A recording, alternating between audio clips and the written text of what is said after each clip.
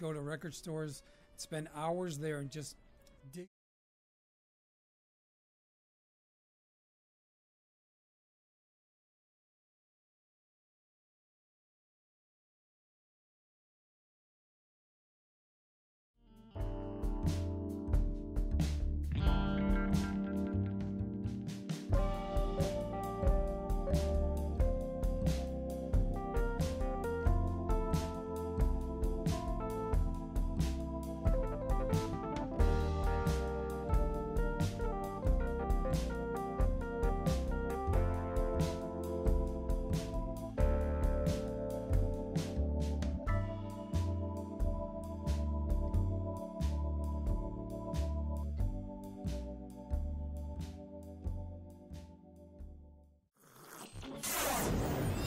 Coffee Time with Dave on WHUR. Welcome back to Coffee Time with Dave. Hope you're doing well. Today's episode is going to be real fun. We've got a lot in store for you. We've got an interview with Steve Geckler. We're going to talk about record collecting and music history and all that fun stuff. Anyway, let's get started with a few songs.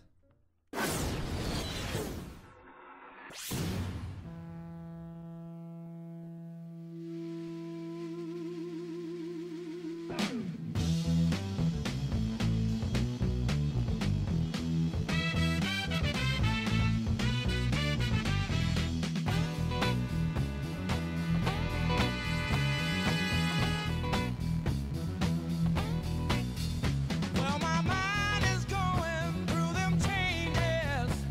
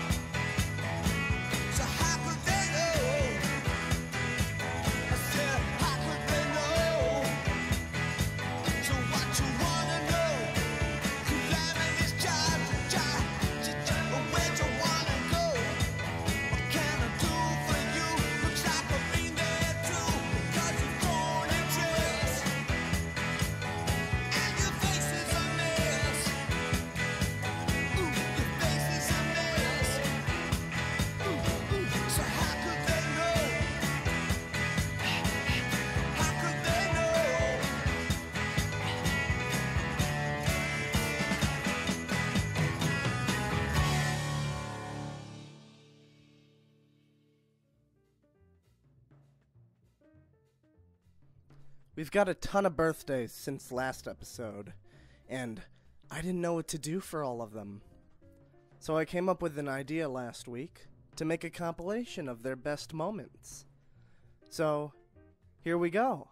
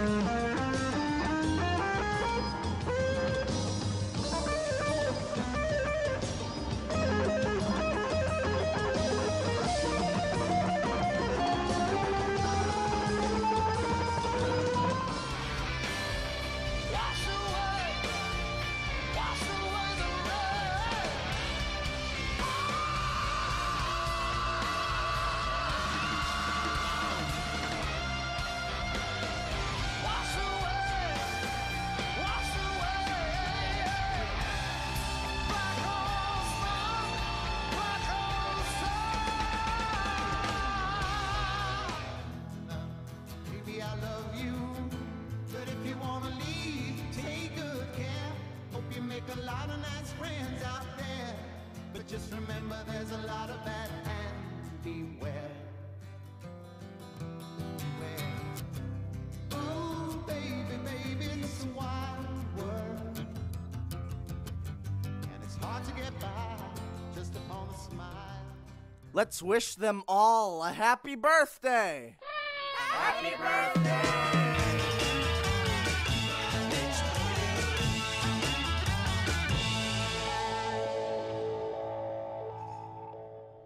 We're going to move over to the interview I had with Steve Geckler. It was a pleasure interviewing him, and he is very knowledgeable about music, and I'm sure you're going to enjoy it. Here we go.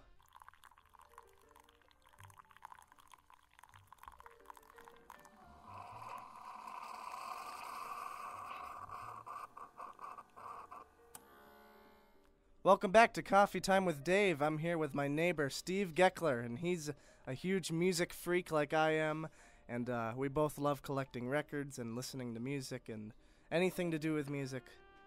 We're obsessed with it. So, anyway, I have a few questions for you, and how are you doing? Good, I'm doing great. Nice to be here. Awesome. Let's see.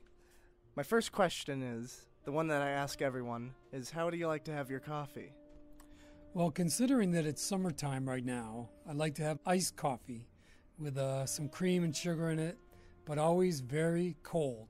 All right, that's one way to have it. So we know that you love collecting records, and I just want to know, how did you fall in love with collecting records? Well, it was one of those things that hit me right when I was in high school, probably even like in junior high, where I just listened to the radio, and at that time, FM radio, we're talking back in the late 60s and early 70s, FM radio was really just starting out.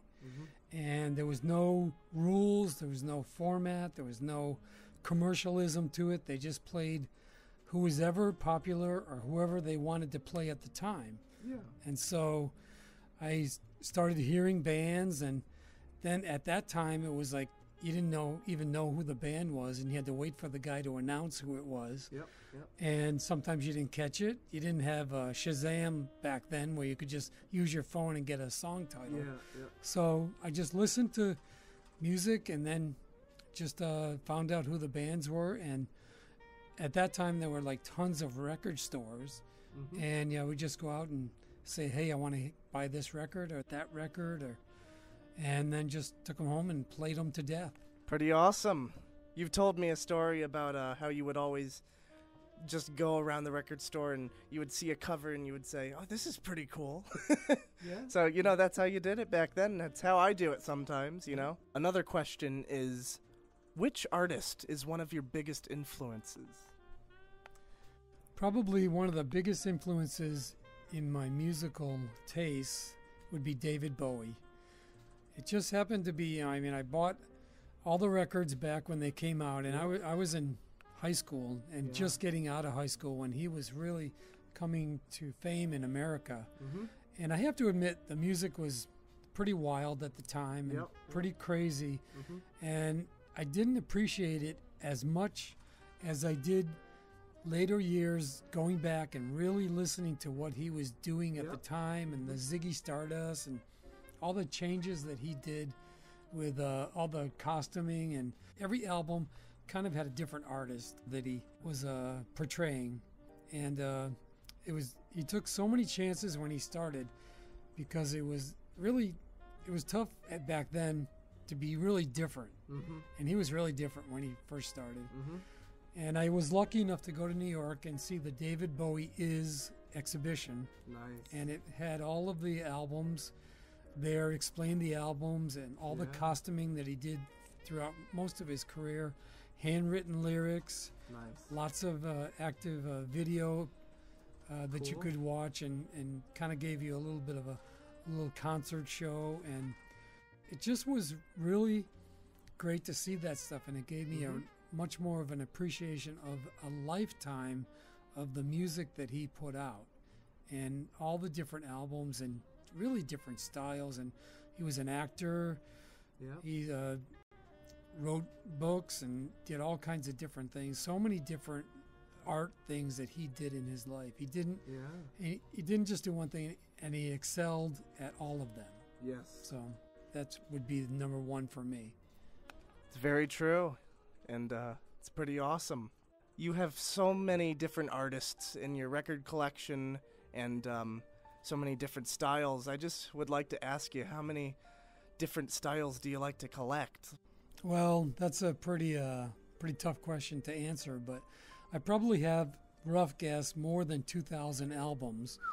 And my problem is I like all music. You know, it's like I like rock and roll, I like classic rock, I like jazz, I like acoustic, I like male vocal like a Rod Stewart, or a female vocal like a Linda Ronstadt. And I like country music, and so it's like, really is all music, but it really has to be the song. I love the song that tells a really great story. And I mean, the country songs are almost always sad love songs. And so, I mean, I'm a sucker for a sad love song, so it kind of gets to you. But it really is all music. I like ambient style, quiet music, piano music, Celtic harp music.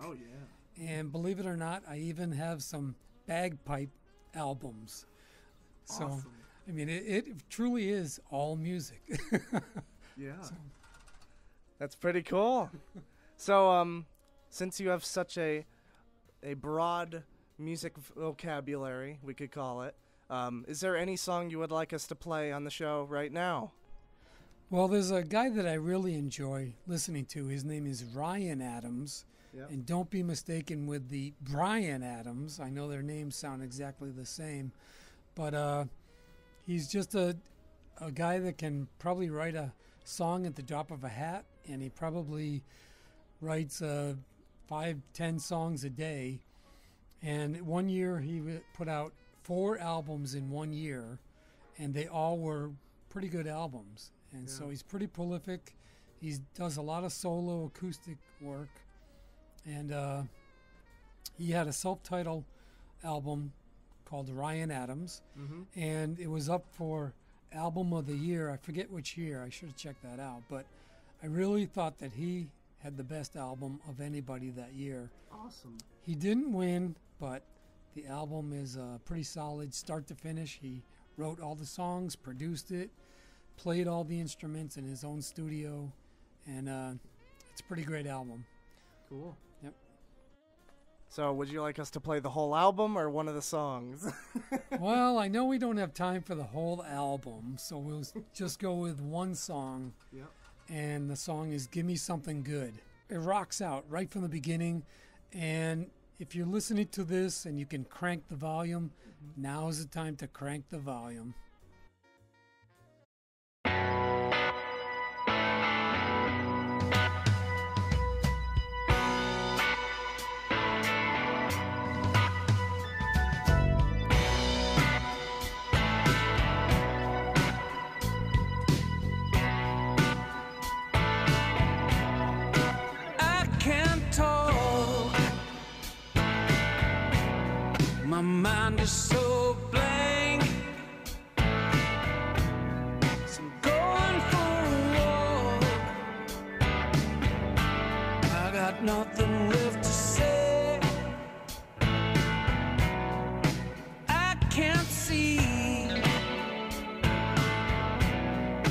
darkness on the rise.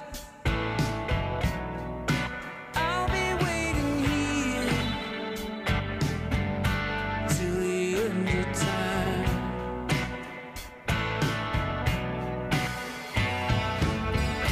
All my life been shaking, wanting something, holding everything I had like it was broken. Give me something good, give me something good, give me something, give me something good, give me something good, give me something good.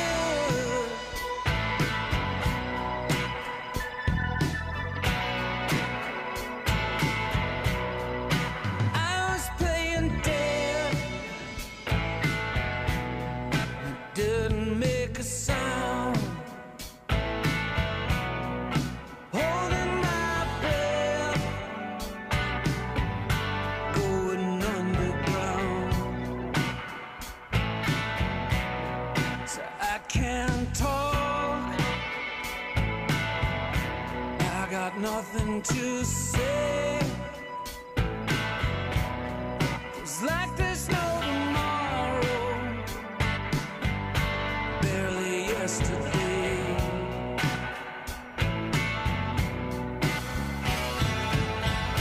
All my life been shaking, wanting something, holding everything I had like it was broken. Give me something good, give me something good, give me something, give me something good, give me something good, give me something good, give me something good, give me something good, oh no.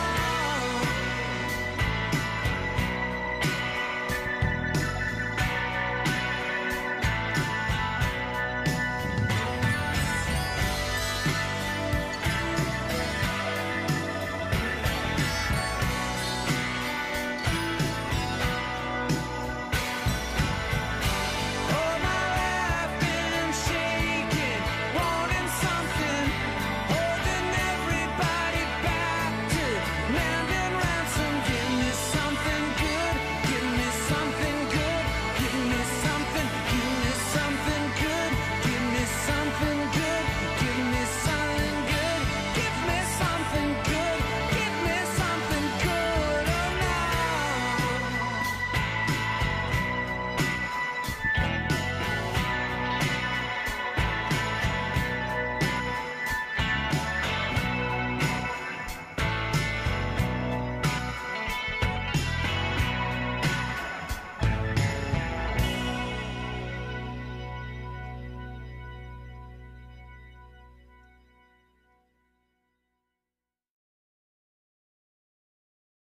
Welcome back to Coffee Time with Dave. That was Gimme Something Good by Ryan Adams.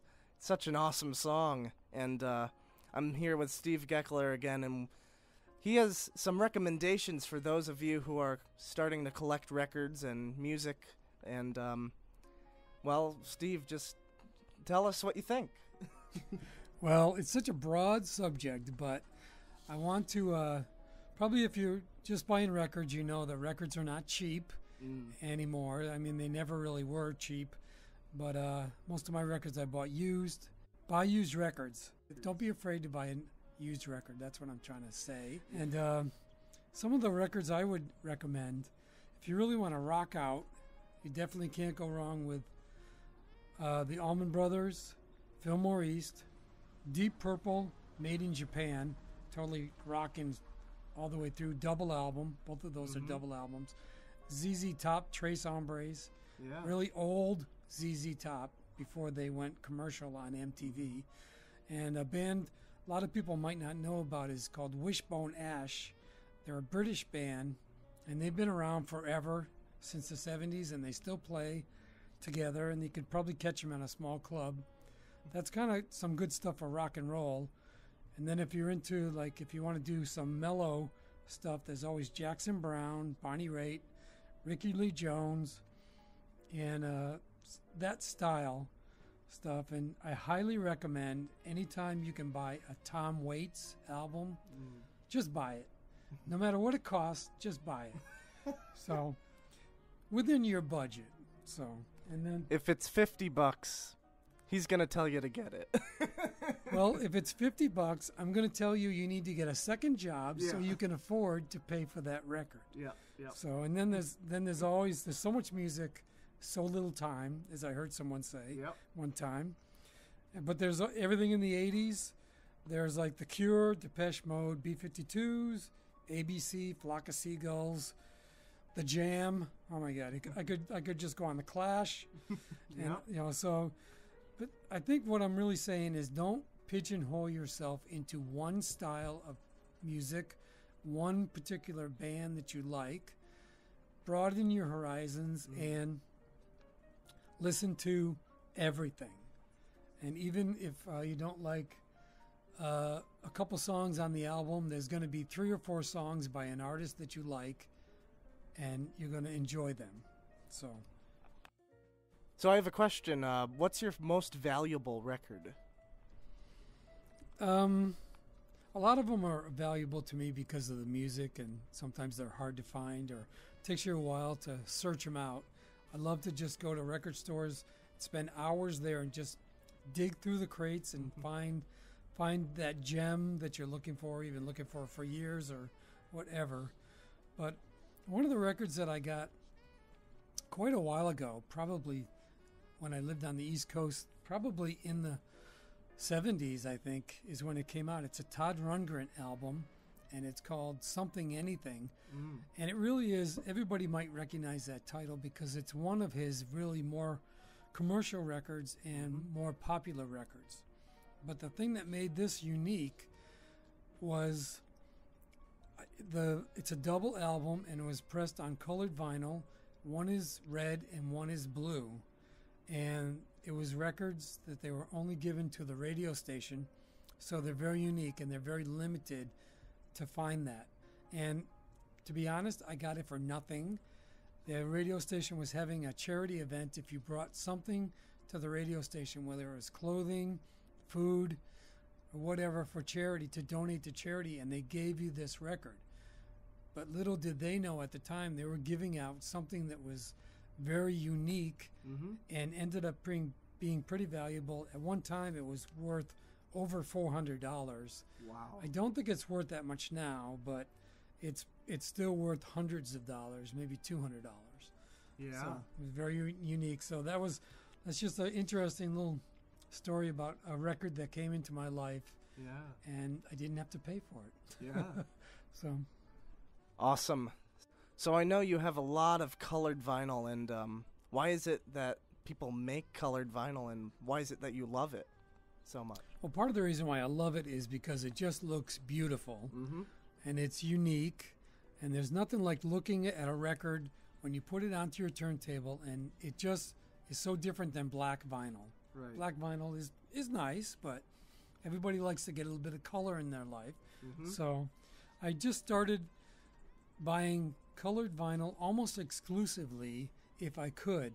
If they offered the record in a limited run of 1,000 or less, and they usually do it in colored vinyl, or sometimes they have what they call splatter vinyl or smoke vinyl or sunburst. There's all these different variations where it's colored vinyl, but it can be multicolored at the same time. Yeah. And so a lot of bands do that when they're starting out. They want to get people to buy the record, and they want to make it unique for their fans. And so we're going to put some examples of the colored vinyl up on the video of this instead, and so you'll be able to see some of that. Yep. And I love it, and I just love it because a lot of them are limited. Some colored vinyl records I have, they only made 50 of them, and so it's really, really unique. And it's one of those things where it's just so unique that I just search after those as opposed to just getting a black colored vinyl. Yeah. So, Well, I want to thank you for being on the show, and it's awesome to have a music freak like you right next door. And let's give a round of applause for Steve Geckler.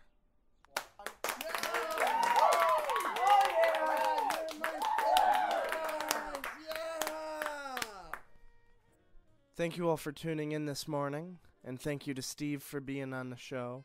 Here's a song Steve suggested. It's called Who Invented the Wheel by Blackberry Smoke. Till next week, don't forget, coffee is important. Have a great day.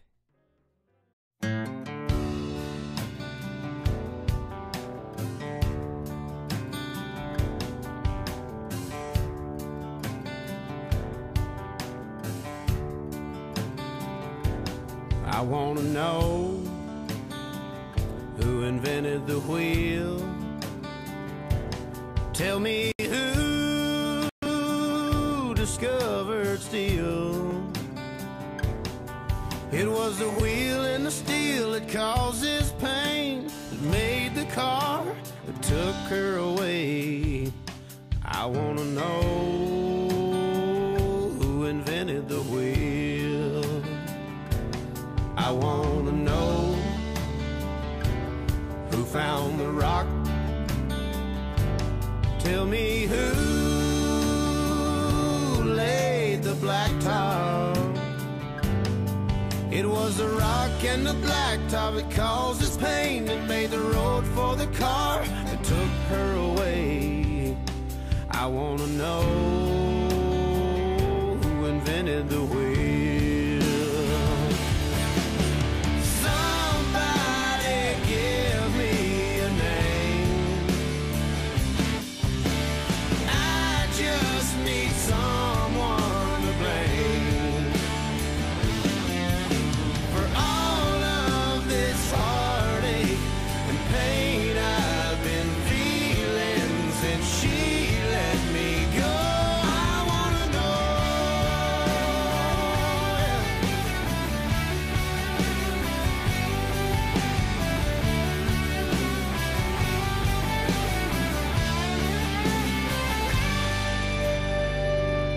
I want to know who invented the time I didn't spend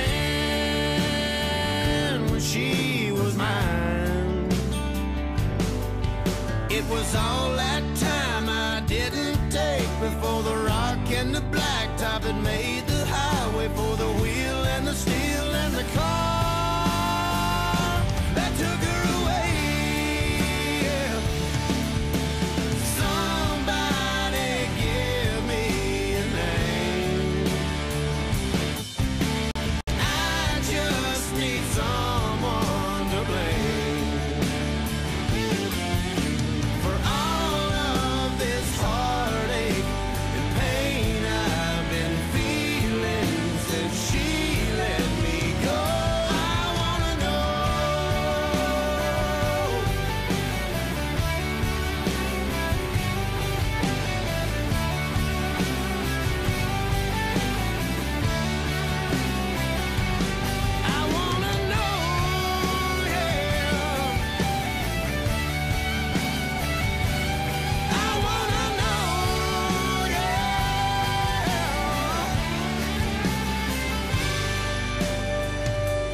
I want to know